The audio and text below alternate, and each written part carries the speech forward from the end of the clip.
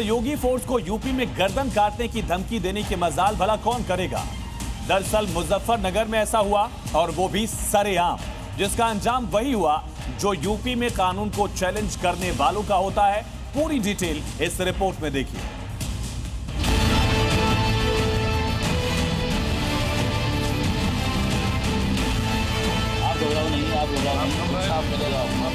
योगी राज में योगी फोर्स को ही गर्दन काटने की धमकी। ये बात सुनने में ही बेहद हैरान करने वाली है कि आखिर यूपी में कोई इतनी मजाल कैसे कर सकता है। मगर कहते हैं ना कि जब काल मनुष्य पर आता है तो पहले विवेक मर जाता है, और ऐसा ही कुछ हुआ मुजफ्फरनगर के इस मौलाना के साथ, जिसने गुस्से में आकर ऐसी बात बोल दी कि इसका खामियाजा अब सलाखों के पीछे चुकाना पड़ेगा। इतनी बुरी बुरी बात कही उन्होंने। एक आप घबराओ नहीं, आप घबराओ नहीं, इंसाफ मिलेगा आपको। मैं आपके साथ भाई चलो कानून है, हम मान ले कानून है, मगर ये थोड़ा गाली दे और मारेंगे। गाली देना कौन सा कानून कहाँ लिखा है बताओ, हमें दिखाओ, नहीं जानते कुछ। मुजफ्फरनगर के इस मौलाना ने योगी फोर्स को सिर तन से जुदा की धमकी क्यों दी, इसकी वजह भी देखिए। ये सीसीटीवी तस्वीरें 2 दिन पुरानी हैं, जब मुजफ्फरनगर के सिविल लाइन इलाके की मदीना मस्जिद के मौलाना से पुलिस वालों की बहस हुई थी। इस वीडियो के आधार पर मौलाना मोहम्मद इरफान ने चौकी इंचार्ज पर अजान के दौरान लाउडस्पीकर की तेज आवाज को लेकर बदसलूकी और मारपीट का आरोप लगाया था। इसके बाद गुरुवार को जमीयत उलेमाए हिंद के कार्यकर्ताओं ने भी एसएसपी मुजफ्फरनगर को एक ज्ञापन सौंपते हुए इस मामले में कार्रवाई की मांग की थी। पुलिस पूरे मामले की जांच ही कर रही थी कि मौलाना इरफान का एक वीडियो सोशल मीडिया पर वायरल हो गया, जिसमें वो जमीयत उलेमा के कार्यकर्ताओं के सामने दारोगा की गर्दन काटने की बात कहता दिखाई दे रहा है। इतनी बुरी बुरी बात कही उन्होंने। एक आप घबराओ नहीं, आप घबराओ नहीं, इंसाफ मिलेगा आपको। मैं आपके साथ भाई चलो कानून है, हम मान ले कानून है, मगर ये थोड़ा गाली दे और मारेंगे। गाली देना कौन सा कानून कहाँ लिखा है बताओ, हमें दिखाओ, नहीं जानते कुछ। ये धमकीबाज मौलाना भूल गया कि मुजफ्फरनगर भी यूपी में आता है, जहां योगी का राज है, और योगी के राज में योगी फोर्स की गर्दन पर चाकू चलाना तो दूर, ऐसा सोचना भी गुनाह अंजीम है। जो भी इस तरह के निर्देश दिए गए थे वो माननीय सर्वोच्च न्यायालय के निर्देशों और आदेशों के क्रम में ही दिए गए थे। उसके में अंदर जो भी आरोप लगाए गए हैं पुलिस पे, उसकी जांच की जाएगी। वो अब तक निराधार हैं, और उसके बाद इस तरह की धमकी पुलिस को दी गई है, जिसके विरुद्ध मुकदमा दर्ज करना आवश्यक था, और वो किया गया है। इतनी बुरी बुरी बात कही उन्होंने। योगी फोर्स को सिर तन से जुदा करने की धमकी देने वाले मौलाना पर जब कानून का हंटर चला तो इसने भी फौरन माफी मांगी, जिसके बाद इसे जमानत दे दी गई। बुरा भला भी कहा हमने, इसको कोई नहीं गिल्ला शिकवा किया, और क्या नाम लिख रहा है। फिर मेरे गुस्से में आ गए तो मेरे से कुछ गलत अल्फाज निकल गए, उनको मैं वापिस लेता हूँ, और मैं शासन और प्रशासन का सम्मान करता हूँ, और हम कानून पर चलने वाले बंदे हैं, कानून पर चलेंगे और कानून पर चलते रहेंगे। मगर इस मामले पर इलाके के हिंदू और मुस्लिम पक्षों की अलग अलग राय है। लोगों ने इस तरह की वीडियो दी है कि मैं उन पुलिसकर्मियों की गर्दन उतार दूं। ऐसे लोगों के खिलाफ तो ऐसी धाराओं में मुकदमा होना चाहिए कि उनकी जमानत भी जल्दी से ना हो। उनके खिलाफ ही नहीं, जो उसके साथ में बराबर में खड़े हुए हैं ना, वे उन सबको उसमें दोषी मानना चाहिए, और उन सभी के खिलाफ मुकदमा होना चाहिए। और ये बड़े अफसोस की बात है कि इन जैसे लोगों की मांग पर वहां के चौकी इंचार्ज हैं, उनका ट्रांसफर भी कर दिया गया उनका, तो उनका ट्रांसफर भी नहीं होना चाहिए, और ऐसे लोगों के खिलाफ सख्त से सख्त कार्रवाई होनी चाहिए। इन्होंने जो बातें बताई है वो रूंगटा खड़े करने वाली बातें हैं। इन तमाम बातों को कतई बर्दाश्त नहीं किया जाएगा। जो ऐसी बातें करेगा, जो मुल्क को बांटना चाहते हैं, जो हमारे मुजफ्फरनगर मोहब्बत नगर को इसको खराब माहौल को खराब करना चाहते हैं, मुल्क की फिजा को बर्बाद करना चाहते हैं, ऐसे अधिकारियों के खिलाफ हम धरना प्रदर्शन भी करेंगे और बड़े अधिकारियों से मिलेंगे और कानूनी कार्रवाई के लिए मांग करेंगे। जाहिर है यूपी में योगी फोर्स की बदौलत कानून का इकबाल बुलंद है, और योगी फोर्स को ही गर्दन काटने की धमकी नाकाबिले बर्दाश्त है। जिस पर पुलिस ने संज्ञान लिया और आरोपी मौलाना इरफान को गिरफ्तार करते हुए कोर्ट में पेश किया। आखिर कोर्ट ने उनको जमानत देते हुए उन्हें वापस भेज दिया। अब मौलाना इरफान छुट्टी पर पहुंच चुके हैं। अंकित मित्तल, जी मीडिया, मुजफ्फरनगर। और यूपी में क्राइम का सिर्फ एक ही जवाब है, वो है गोली। सीएम योगी की जीरो टॉलरेंस नीति के तहत रायबरेली से आजमगढ़, सुल्तानपुर से हाथरस तक बदमाशों पर ताबड़तोड़ कार्रवाई हुई। बेटियों से छेड़खानी हो या फिर लूट और डकैती, योगी फोर्स चुन चुनकर अपराधियों का हिसाब कर रही है।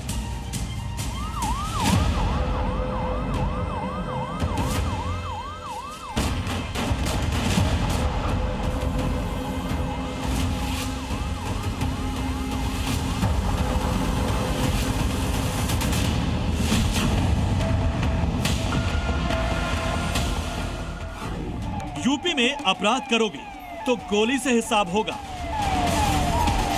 अपराधियों और माफियाओं के खिलाफ कार्रवाई कैसे होनी चाहिए, आज उदाहरण उत्तर प्रदेश का लोग देते हैं।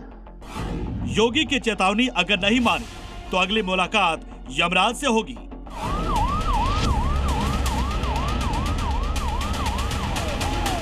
बेटी की सुरक्षा के साथ खिलवाड़ किया तो तय मानिए कि अगले चौराहे पर यमराज टिकट काटने के लिए खड़ा होगा। योगी की खींची लकीर पार की तो सामने योगी के धुरंधर होंगे।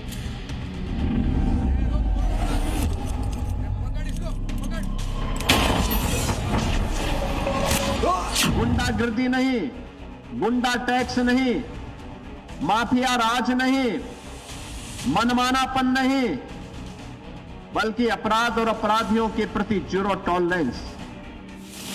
योगी के धुरंधर यानी यूपी पुलिस का वीकेंड कलेक्शन जबरदस्त रहा। ऑपरेशन लंगड़ा सीरीज का नया चैप्टर सुपरहिट रहा।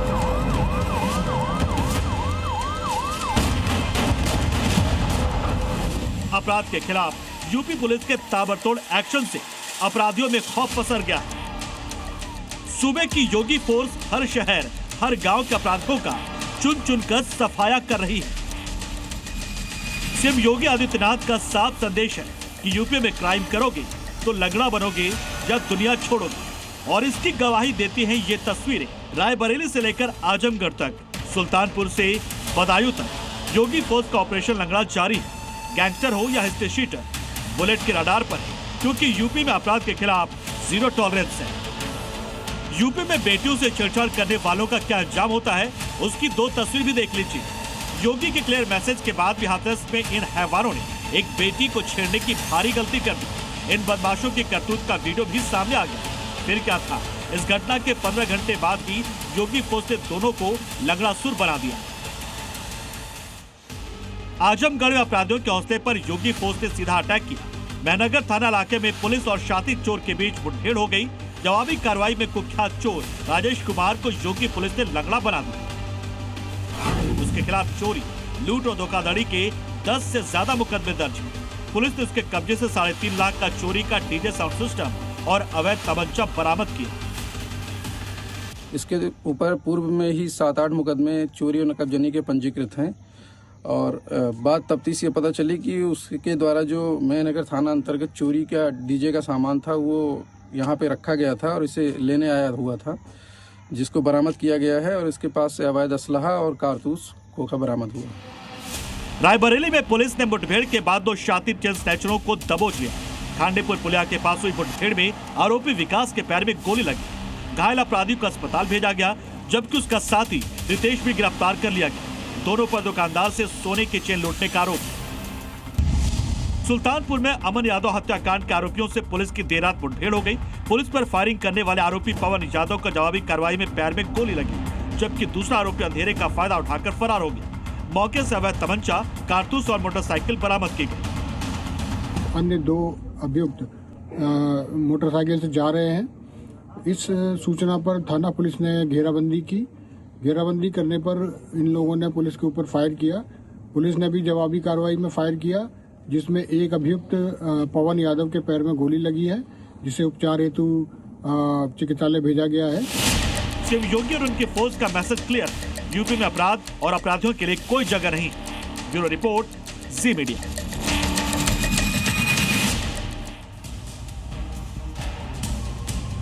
और यूपी से लेकर एमपी तक तस्वीर एक ही है।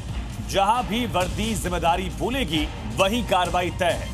झांसी में रेप केस की ढिलाई पर पूरे थाने की क्लास लगी तो अलीगढ़ में नशेबाज पुलिसकर्मियों पर गाज गिरी, और एमपी में थार कांड के बाद एएसआई पर एफआईआर और फिर सस्पेंशन। बीजेपी राज में संदेश साफ है, कानून से ऊपर कोई भी नहीं है।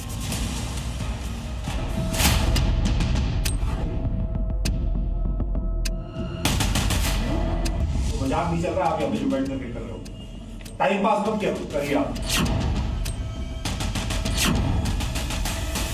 4 को उड़ाया आपने, आप पूछ रहे हो मेरे से, ऊपर से पूछ रहे हो कि आप कौन होते हो। रेप केस में ढिलाई, थाने की शामत आई। रेप के केस को कौन मॉनिटर कर रहा है? आप तीनों में से कौन देख रहा है? एएसआई का थार कांड एफआईआर के बाद सस्पेंड। से बोल रहे हैं हम पुलिस में है तो पुलिस वाले उड़ा देंगे क्या? हमसे पूछ रहे हैं आप कौन होते हो? मैडम बोल रही हैं ऐसा। यूपी टू एमपी, वर्दी पर दाग बर्दाश्त नहीं। मैसेज एकदम क्लियर है, चाहे यूपी पुलिस हो या एमपी पुलिस, जनता की सेवा में सदैव तत्पर है और जिनके कंधे पर इसकी जिम्मेदारी है। अगर वो कोई कोताही बरतेंगे, कानून तोड़ेंगे, तो बीजेपी के राज में सब पर कानून का एक ही डंडा चलेगा। और उसकी तस्दीक करती दो तस्वीरें आप देख लीजिए। पहली तस्वीर योगी राज की है, जहां झांसी में आईजी साहब ने लापरवाही बरतने के आरोप में न केवल पूरे थाने की क्लास लगा दी, बल्कि झांसी मिशन शक्ति केंद्र की प्रभारी को सस्पेंड कर दिया और 3 महिला पुलिसकर्मी भी निलंबित कर दी गई। दूसरी तस्वीर एमपी के सीहोर की है, जहां बेलगाम थार से 4 लोगों को रौंदने वाली वर्दी वाली मैडम पर एफआईआर दर्ज कर सस्पेंड कर दिया गया। सबसे पहले झांसी की तस्वीर देख लीजिए, जहां आईजी आकाश कुलहरी का ये एक्शन पुलिस कर्मियों पर भारी पड़ रहा है। आईजी साहब ने पहले एसएसपी ऑफिस का निरीक्षण किया, इसके बाद मौरानीपुर थाने पहुंचे। यहां मिशन शक्ति केंद्र के तहत चल रहे महिला थाने में केस से जुड़ी जानकारी से संतुष्ट नहीं हुए तो बड़ा एक्शन ले लिया। तो मजाक नहीं चल रहा, आप यहाँ पे जो बैठ करके कर रहे हो, टाइम पास मत करिए आप। ये रेप के केस को कौन मॉनिटर कर रहा है? आईजी साहब ने मौरानीपुर थाने में महिला संबंधी अपराध के केस के बारे में पूछा तो पता चला 41 केस दर्ज हैं, लेकिन कार्रवाई की जानकारी मांगने पर महिला थाना प्रभारी उसका जवाब नहीं दे पाए, जिसके बाद आईजी साहब भड़क गए। आप तीनों में से कौन देख रहा है यहाँ पे? मैडम कौन देख रहा है इस केस को? आपको देखना है ना, आपके मैंडेट में है ना कि महिला के प्रति अपराध होगा तो उस केस की जो है पर्यवेक्षण आप करेंगे। आपने किया? 6 महीने से पहले गए तो आप करेंगे नहीं क्या? मजाक चल रहा है यहाँ पे थाने में बैठ करके केवल जो है टाइम पास कर रहे हैं। और नतीजा, झांसी मिशन शक्ति केंद्र की प्रभारी को सस्पेंड कर दिया गया। अब योगी के एक और सुपर कॉप का एक्शन देखिए। ये है आईपीएस अधिकारी नीरज कुमार जादौन, जो फिलहाल अलीगढ़ में एसएसपी, जिन्होंने नशेबाज और धमकीबाज पुलिस कर्मियों को सस्पेंड कर दिया। दरअसल यूपी के अलीगढ़ में शराब के नशे में धुत पुलिस कर्मियों ने अपनी सरकारी गाड़ी नाले में गिरा दी, जिसके बाद गाड़ी को निकालने के लिए क्रेन बुलाई गई। गाड़ी निकालने के बाद जब क्रेन मालिक ने किराया मांगा तो पुलिस ने चालक की पिटाई कर। घटना का वीडियो वायरल हुआ तो एसएसपी नीरज कुमार जादौन सख्त हो गए और उन्होंने 2 सिपाहियों और 2 दारोगा को निलंबित कर दिया। अब एमपी में वर्दी का गुरूर करने वाली मैडम पर कानून का डंडा कैसे चला, ये भी देख लीजिए। थार में बैठी है एएसआई किरण राजपूत, इनकी पोस्टिंग आष्टा थाने में। पहले तो मैडम बेलगाम थार से 4 लोगों को टक्कर मारती है, जिसमें से एक की मौके पर मौत हो जाती है और जब पब्लिक घायलों का इलाज करने को कहती है तो लगती है अपनी वर्दी का धौंस दिखाने। से पूछ रहे हो कि आप कौन होते हो? भैया शांति रहो, इनको निकाला मैंने। लेकिन पब्लिक भी जमी रही और मैडम की सारी अकड़ निकल गई। और जब वीडियो सोशल मीडिया पर वायरल हुआ तो उनके ऊपर कानून का डंडा भी चला। एफआईआर तो दर्ज किया ही गया, नौकरी से सस्पेंड भी कर दिया गया। यानी बीजेपी राज में मैसेज क्लियर, वर्दी पर दाग बर्दाश्त नहीं। Bureau report, C media. CM योगी ने यूपी को अतिक्रमण मुक्त करने का अभियान शुरू किया तो बाबा का बुलडोजर मॉडल हिट हो गया। यूपी में जहां भी अवैध कब्जा हुआ वहां पीले पंजे का कड़ा प्रहार हुआ और यही वजह है कि बाबा के बुलडोजर की स्टीयरिंग अब उन राज्यों में भी मुड़ चुकी है जहां बीजेपी की सरकार है। यूपी के बाद बिहार, हरियाणा, मध्य प्रदेश में किस तरह से बुलडोजर प्रहार हुआ, इस रिपोर्ट में देखिए।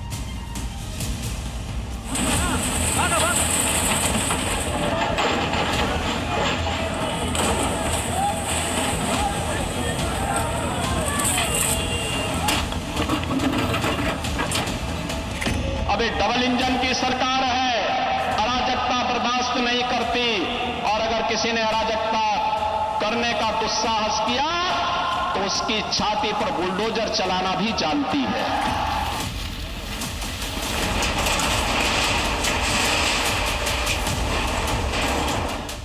चार अलग अलग प्रदेश, लेकिन एक्शन का मॉडल सिर्फ एक, योगी का हिट बुलडोजर मॉडल, जो अवैध कब्जों के खिलाफ अब यूपी के साथ साथ दूसरे राज्यों में भी जमकर चल रहा है। यूपी के सीतापुर में सरकारी जमीन से अवैध कब्जे को हटाकर 1 करोड़ कीमत की जमीन को मुक्त कराया गया। पटना के दानापुर में अतिक्रमण पर प्रहार हुआ। हरियाणा के नूह में हाईवे किनारे बने अवैध निर्माण को गिरा दिया गया। और एमपी के अलीराजपुर में बुलडोजर की मार से अतिक्रमण का मलबा बिखरा नजर आया। सबसे पहले यूपी में बुलडोजर एक्शन की तस्वीरें देखिए।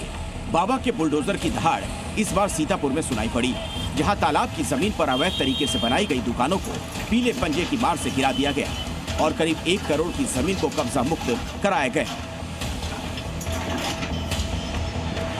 यूपी के संत कबीर नगर में भी अतिक्रमण के खिलाफ बुलडोजर एक्शन दिखाई दिया। जैसे ही बुलडोजर ने दहाड़ना शुरू किया तो पूरे इलाके में हड़कंप मच गया। बुलडोजर के वार से बचने के लिए कुछ लोगों ने खुद ही अपने अवैध अतिक्रमण को हटाना शुरू कर दिया, जिसके बाद मौके पर मौजूद अधिकारियों ने दोबारा अतिक्रमण करने पर सख्त कार्रवाई की चेतावनी दी। यूपी से होते हुए बाबा के बुलडोजर की स्टीयरिंग बिहार की तरफ मुड़ी नजर आ रही है, जिसके सबूत पटना के दानापुर में एक बार फिर दिखे। यहां अतिक्रमण के खिलाफ जारी अभियान के तहत 11वें दिन दुकानों के सामने बने अवैध निर्माण को गिराया गया। साथ ही सरकारी जमीन पर कब्जा करने वालों से जुर्माना भी वसूला गया। बिहार के समस्तीपुर में भी सरकारी जमीन पर अवैध बनाई गई दुकानों को पीले पंजे के प्रहार से गिरा दिया गया। लोगों को जाम की समस्या से मुक्ति दिलाने के लिए सम्राट की सेना के इस एक्शन के दौरान पूरे इलाके में सुरक्षा के कड़े इंतजाम किए गए। बिहार के मुजफ्फरपुर में भी अवैध तरीके से बसाई गई झुग्गी बस्ती को गिरा दिया गया। जब बुलडोजर एक्शन शुरू हुआ वहां हड़कंप मच गया, लेकिन पुलिस की भारी मौजूदगी के बीच एक एक कर वहां की सभी अवैध झोपड़ियों को गिराया गया। बिहार के साथ बाबा के बुलडोजर मॉडल की झलक हरियाणा के नूह में भी दिखी। यहां दिल्ली मुंबई एक्सप्रेसवे पर अवैध ढाबों और दुकानों को जमींदोज कर दिया गया। इस अभियान को नूह पुलिस प्रशासन के साथ national highway authority of India ने मिलकर अंजाम दिया, ताकि कोहरे के वक्त गाड़ियों को दुर्घटना से बचाया जा सके। बात उत्तराखंड की, जहां सीएम धामी ने अतिक्रमणकारियों को एक बार फिर से कड़ी चेतावनी दी है। सीएम धामी ने साफ कर दिया कि किसी भी कीमत पर देवभूमि के अस्तित्व से खिलवाड़ नहीं होने देंगे और जो भी जमीन पर कब्जा करेगा, अवैध निर्माण कराएगा, उस पर कड़ी कार्रवाई की जाएगी। धामी ने इस दौरान बुलडोजर एक्शन पर सियासत करने वालों को भी घेरा। देखिए।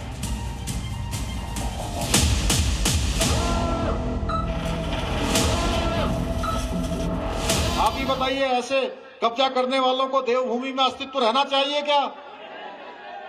क्या हमें इनके खिलाफ कार्रवाई बंद कर देनी चाहिए? अरे जोर से बोलिए, कार्रवाई करनी चाहिए कि नहीं करनी चाहिए? सीएम धामी के ये सवाल उत्तराखंड की जनता से है, जिसका एक सुर में जवाब हाँ में आया। सीएम धामी का सवाल सीधा और साफ था कि क्या देवभूमि के अस्तित्व को बचाने के लिए कब्जाधारियों पर हो रही कार्रवाई जारी रहनी चाहिए या नहीं। सीएम धामी ने यह सवाल क्यों पूछा, अब आपको ये भी बताते हैं। दरअसल पुष्कर सिंह धामी ने जब से उत्तराखंड की कमान संभाली है, तब से देवभूमि की पहचान बचाने के लिए कट्टरपंथी साजिशों के खिलाफ एक्शन तेज हो गया है। उत्तराखंड देश का पहला राज्य बना जहां यूनिफॉर्म सिविल कोड यानी समान नागरिक संहिता लागू की गई। ऑपरेशन कालनेमी के तहत पाखंडियों पर शिकंजा कसा गया।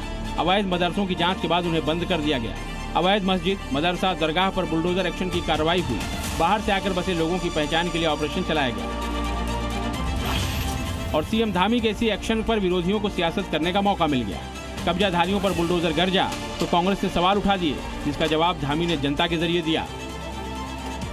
हमारी सरकार ने राज्य में हो रहे ये सुनियोजित लैंड जिहाद पर सख्त कार्रवाई करते हुए अभी तक 10,000 एकड़ से अधिक जमीन इन लैंड जिहादों से मुक्त कराने का काम अभी तक हमने कर दिया है।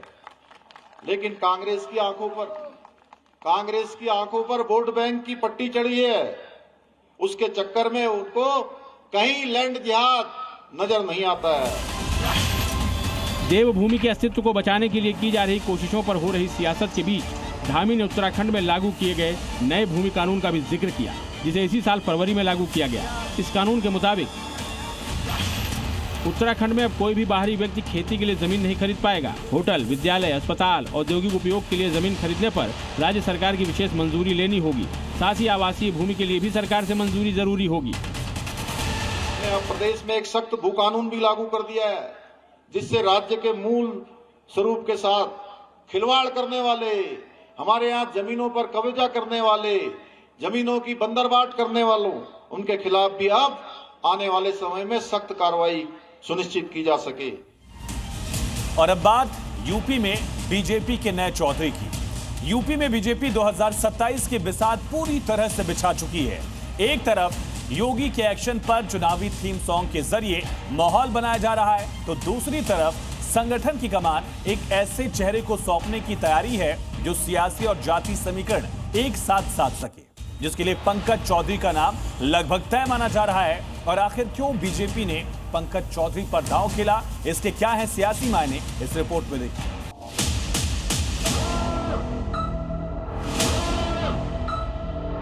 यूपी में बीजेपी अब पूरी तरह चुनावी मोड में आ चुकी है, जिसका सबसे बड़ा सबूत है बीजेपी का इलेक्शन थीम सॉन्ग, जिसे आज ही लॉन्च किया गया। वहीं मिशन 27 के लिए बीजेपी ने एक और बड़ा कदम उठाते हुए अपना सारथी भी करीब करीब तय कर लिया है। यूपी बीजेपी प्रदेश अध्यक्ष के लिए केंद्रीय मंत्री पंकज चौधरी ने नामांकन दाखिल कर दिया है और इस पद के लिए सिर्फ पंकज चौधरी ने ही नॉमिनेशन भरा है, जिसका सीधा मतलब है कि नाम तय है, सिर्फ ऐलान होना बाकी है। साफ हो चुकी है कि उत्तर प्रदेश के नए प्रदेश अध्यक्ष जो है वो पंकज चौधरी होंगे। ओबीसी समाज से वो आते हैं और पीडीए की काट के लिए पंकज चौधरी का जो नाम है वो सबसे आगे चल रहा था। और जैसे जी न्यूज पिछले कई दिनों से ये बात बता रहा है कि पंकज चौधरी जो है वो उनका जो नाम है वो सबसे आगे चल रहा है। और तस्वीरें मैं आपको दिखा दूं भाजपा कार्यालय की, ये तस्वीरें भाजपा कार्यालय की है। अभी कुछ देर पहले सीएम योगी यहाँ पर नजर आया, सीएम योगी अंदर गए, उसके बाद जो है वो नामांकन भरा गया। और अब इस वक्त की सबसे बड़ी खबर कि एक ही जो फॉर्म है, एक ही जो नामांकन पत्र है, वो सिर्फ एक नामांकन पत्र लिया गया और इसका जो मतलब है वो बिल्कुल साफ हो जाता है कि पंकज चौधरी के नाम पर जो मोहर है वो लगा दी गई है। ये समझना जरूरी है कि आखिर पंकज चौधरी को ही यूपी बीजेपी की कमान सौंपने की तैयारी क्यों है। पूर्वी उत्तर प्रदेश में मजबूत पकड़ रखने वाले पंकज चौधरी ओबीसी वर्ग के कुर्मी समुदाय से आते हैं। सरकार और संगठन दोनों में उनकी पकड़ मानी जाती है। पंकज चौधरी का सियासी सफर पार्षद के रूप में शुरू हुआ, बाद में गोरखपुर के डिप्टी मेयर बने। महाराजगंज लोकसभा सीट से 7 बार सांसद चुने गए हैं। मोदी सरकार में केंद्रीय वित्त राज्य मंत्री और प्रधानमंत्री नरेंद्र मोदी के काफी करीबी माने जाते हैं। आपका नाम भी सबसे आगे है। अब ये पार्टी तय करेगी। साइड से भैया नहीं, मुझे कोई फोन नहीं है सर। अगर जिम्मेदारी दी जाती है उसके लिए क्या कहेंगे सर? हम पार्टी के कार्यकर्ता हैं, पार्टी जो जिम्मेदारी देती है वो हम लोग करते हैं। और अब बात बंगाल में बद इंतजामी से हुई बेइज्जती और फिर बवाल की। कोलकाता में फुटबॉल स्टार मेसी की एक झलक पाने के लिए पहुंचे जो फैंस थे, उनका सब्र जवाब दे गया। 14 साल बाद भारत आए सुपरस्टार को दूर से भी ना देख पाने का गुस्सा स्टेडियम में बवाल का रूप बनकर टूटा। और सवाल है, क्या आयोजकों की लापरवाही ने हालात बिगाड़े और क्या इतने बड़े इवेंट के लिए सुरक्षा और इंतजाम नाकाफी थे?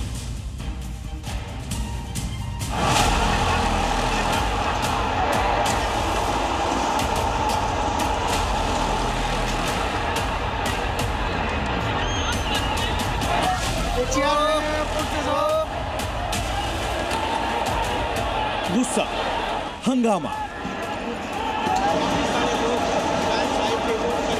बवाल, ये सब कुछ हो रहा है बंगाल में बस इसीलिए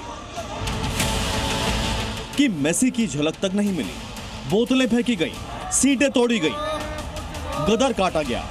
बवाल की ये तस्वीरें बंगाल की हैं, बस इसीलिए कि फैंस अपने सुपरस्टार फुटबॉलर को नजर भर देख ही नहीं पाए। 14 साल बाद फुटबॉल के महान खिलाड़ी लियोनेल मेसी ने भारत की धरती पर कदम रखा था। ला लीगास टुगेदर। कोलकाता के स्टेडियम में मेसी को देखने के लिए फैंस का हुजूम उमड़ा था, लेकिन स्टेडियम में मेसी सिर्फ 20 मिनट रहे। कोलकाता स्टेडियम में सिक्योरिटी और वीआईपी लोगों से घिरे मेसी को दूर बैठे दर्शक अच्छे से देख भी नहीं पाए।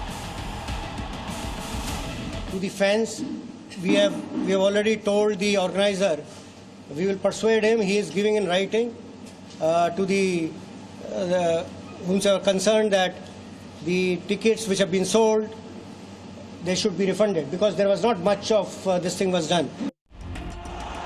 बस फिर क्या था, नाराज फैंस ने ऐसा हंगामा काटा कि तस्वीर पूरी दुनिया में सुर्खियां बन गई। स्टेडियम से बवाल की ऐसी तस्वीरें सामने आई जिसकी किसी ने कल्पना तक नहीं की थी। कोई कुर्सियां तोड़ रहा था, कोई बोतलें फेंक रहा था।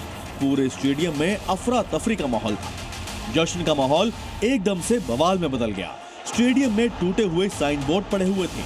ऐसा लग रहा था मेसी का ये दौरा सिर्फ वीआईपी लोगों के लिए था और जो मेसी को चाहने वाले थे वो सिर्फ ठगे गए। वो मेसी का ही फैन है आज से 10-12 साल से, नॉट ओनली नाउ।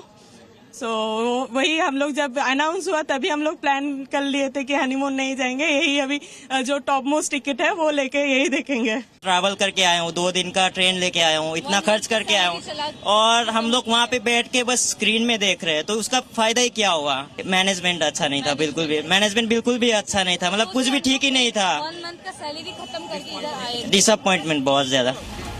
अब ऐसे में सवाल है कि क्या आयोजकों ने लापरवाही की? इतने बड़े आयोजन को लेकर ठीक से व्यवस्था क्यों नहीं की गई थी? क्या फैंस के गुस्से का अंदाजा नहीं था? और स्टेडियम में क्राइसिस सिचुएशन के लिए सुरक्षा के इंतजाम क्यों नहीं थे? ब्यूरो रिपोर्ट, जी मीडिया।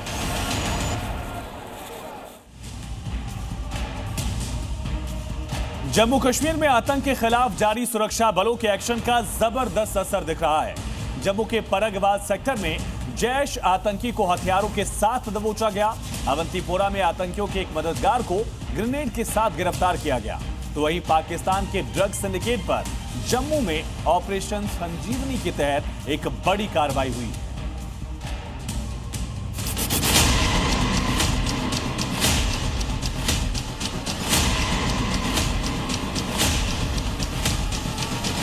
जम्मू कश्मीर में सुरक्षा बलों ने मुनीर के मोहरों पर करारा प्रहार किया है। जम्मू के परगवाल सेक्टर पर भारत पाकिस्तान सीमा पर जैश के आतंकी अब्दुल खालिक को हथियारों के साथ गिरफ्तार किया गया। वहीं अवंतीपोरा में जैश ए मोहम्मद के आतंकियों के मददगार को पुलिस ने धर दबोचा और उसके पास से एक हैंड ग्रेनेड भी बरामद हुआ। जबकि जम्मू में ड्रग सिंडिकेट पर बड़ा एक्शन लेते हुए सुरक्षा बलों ने छापेमारी की। सबसे पहले इस तस्वीर को देखिए। हथियारों के साथ भारत पाकिस्तान सीमा पर दबोचे गए इस आतंकी का नाम है अब्दुल खालिक, जो जैश ए मोहम्मद के कैंप से आतंक की ट्रेनिंग लेकर भारत में दहशत फैलाने के इरादे से घुसपैठ की कोशिश कर रहा था। लेकिन भारतीय सुरक्षा बलों ने इस पाकिस्तानी नापाक साजिश पर प्रहार किया और उसे धर दबोचा। सूत्रों के मुताबिक अब्दुल खालिक राजौरी का रहने वाला है। 2021 में शादी के बाद अब्दुल पाकिस्तान चला गया, जहां जैश ए मोहम्मद में शामिल होकर उसने आतंकी ट्रेनिंग ली। खालिक के परिवार ने उसकी गुमशुदगी की रिपोर्ट भी दर्ज करवाई थी। कश्मीरी युवाओं को भड़काने का काम भी किया करता था। अब्दुल खालिक जो है वो कहीं ना कहीं पाकिस्तान एक्सफिल्ट्रेट करके चला गया था और वहां पर आतंकी ट्रेनिंग लगातार ले रहा था। ऐसे में लगातार उसके बाद जब इसने यहाँ पर जम्मू कश्मीर की सीमा पर एक बार फिर से इन्फिल्ट्रेट करने की कोशिश की तो बीएसएफ ने उसे धर दबोचा। अखनूर सेक्टर के बिल्कुल सामने जो पाकिस्तान की तरफ सियालकोट इलाका है, वहां पर करीबन 10 से 12 जो लॉन्च पैड हैं वो एक्टिव हैं, जिनमें लगातार आतंकी घुसपैठ की फिराक में है। ऐसे में अब्दुल खालिक का पकड़ा जाना कहीं ना कहीं बड़ी कामयाबी भी माना जा रहा है और इसी के अलावा कई सारे अलग अलग तरह से जो जांच है वो की जा रही है। जानकारी के मुताबिक अखनूर सेक्टर के दूसरी तरफ पाकिस्तान के सियालकोट में इस वक्त 10 से 12 आतंकी लॉन्च पैड एक्टिव है। वहां से करीब 70 आतंकी बर्फबारी का फायदा उठाकर भारत में घुसपैठ की तैयारी में है और इसे देखते हुए सुरक्षा बल सतर्क है। अब्दुल खालिक की गिरफ्तारी के बाद सीमा पर सर्च ऑपरेशन और तेज हो चुका है। ऐसे में कहीं ना कहीं आतंकी जो है वो इसका इस्तेमाल कर घुसपैठ की साजिशें जो है वो रच रहे हैं और खासतौर पर अगर बात करें तो इस समय धुंध भी लगातार जो पड़नी है वो शुरू हो जाती है और इसी को देखते हुए लगातार बीएसएफ के जवान जम्मू कश्मीर पुलिस के साथ ज्वाइंट नाका जो है लगा रहे हैं। साथ ही साथ इंटरनेशनल बॉर्डर पर पैनी नजर जो है वो लगातार रखे हुए हैं। दिन और रात पेट्रोलिंग जो है वो बढ़ाई गई है और खासतौर पर जब अब्दुल खालिक पकड़ा गया है जो कि संदिग्ध आतंकी है, उसके हवाले से एक वेपन भी रिकवर हुआ है और इस तरह की आशंका है कि पाकिस्तानी आतंकी लगातार बड़े पैमाने पर घुसपैठ कर सकते हैं। इस तरह की आशंका है कि 10 से 12 जो लॉन्च पैड्स हैं वो इसके पार अगर बात करें तो सियालकोट के इलाके में हैं, जहां पर आतंकी बड़े पैमाने पर घुसपैठ की साजिशें रच रहे हैं। सिर्फ आतंकी नहीं, उनके मददगारों पर भी सुरक्षा बलों ने कड़ा प्रहार किया। खुफिया जानकारी के आधार पर जम्मू कश्मीर के अवंतीपोरा में एक ओवरग्राउंड वर्कर को दबोचा गया। मुसाहिब नजीर जैश ए मोहम्मद से जुड़ा हुआ है। तलाशी के दौरान उसके घर से एक हैंड ग्रेनेड बरामद हुआ। मुसाहिब नजीर आतंकियों को मदद मुहैया करवाता था। एजेंसियां अब मुसाहिब नजीर के आतंकी कनेक्शन की जांच कर रही है ताकि ये पता लगाया जा सके कि ये ग्रेनेड उसने किसके लिए रखा था और इसके जरिए कहां पर आतंक फैलाने की साजिश थी। मुनीर के प्यादों पर सुरक्षा बलों का एक्शन यही नहीं रुका।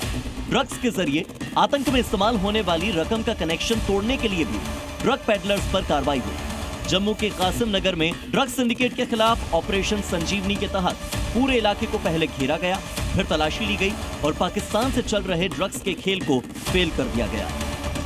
जो एंट्री एग्जिट पॉइंट्स है उसे बंद किया गया है ताकि किसी भी तरह की लॉ एंड ऑर्डर की सिचुएशन जो है वो यहाँ पर ना बने। आपको बता दें कि हाल ही में बिश्नाह इलाके में भी बड़े ड्रग पेडलर्स पर रेड चली थी और कई सारे जो घर हैं वो भी डिमोलिश किए गए। तो ये पूरा इलाका आपको दिखाने की कोशिश करेंगे मेरे कैमरा सहयोगी, जहाँ पर लगातार आप देखिए किस तरह की पुलिस है, कितनी बड़ी तादाद में जम्मू कश्मीर पुलिस, महिला कर्मी सारे यहाँ पर पहुंचे हैं और पूरी तरह से इस इलाके को खंगाला जा रहा है ताकि कहाँ कहाँ पर कौन कौन ड्रग पेडलर्स यहाँ पर पहुंचा है, क्योंकि पाकिस्तान से लगातार नार्को टेररिज्म का एक बड़ा नेक्सस जो है जम्मू कश्मीर में यहाँ पर चल रहा है। हाल ही में 5 किलो हीरोइन जो है वो यहाँ पर बरामद हुई थी और किस तरह से ये तस्वीरें साफ तौर पर दर्शाती है कि कितनी बड़ी रेड जो है वो यहाँ पर जारी है।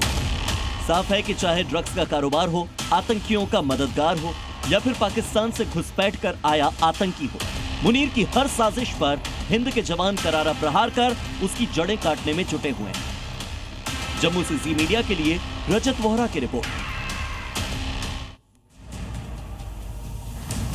और पाकिस्तान से आतंकी साजिश का सबसे सनसनीखेज सबूत सामने आ गया है। पीएम शहबाज और जनरल आसिम मुनीर के सामने ही पाकिस्तान के कट्टरपंथी मौलाना ने कहा कि मदरसे की 30 लाख बच्चे मर मिटने को तैयार बैठे हैं। मुल्ला मुनीर के एक ऑर्डर पर वो कुर्बानी यानी फिदाइन बनने को तैयार हैं। पाकिस्तान की टेरर फैक्ट्री वाली ये साजिश और इसकी पूरी कहानी इस रिपोर्ट में देखिए। 30 लाख फिदाइन तैयार, दिल्ली तक पहुंचने का सपना, यमुना में खून बहाने की कसम। ये 3 तस्वीरें पाकिस्तान को बेनकाब करने के लिए काफी हैं। ये 3 तस्वीरें आतंक की फैक्ट्री के खिलाफ सबसे बड़ा सबूत हैं। हिंदुस्तान से पिटने के बाद पाकिस्तान दुनिया में खुद को आतंक का पीड़ित बताता है। आतंकियों को पालकर सीमा पार से साजिश रचने वाला, शांति प्रिय मुल्क होने का प्रोपेगेंडा चलाता है। लेकिन यहीं पर बैठे मौलाना शहबाज और मुनीर की आतंकी साजिशों का पर्दाफाश कर रहे हैं।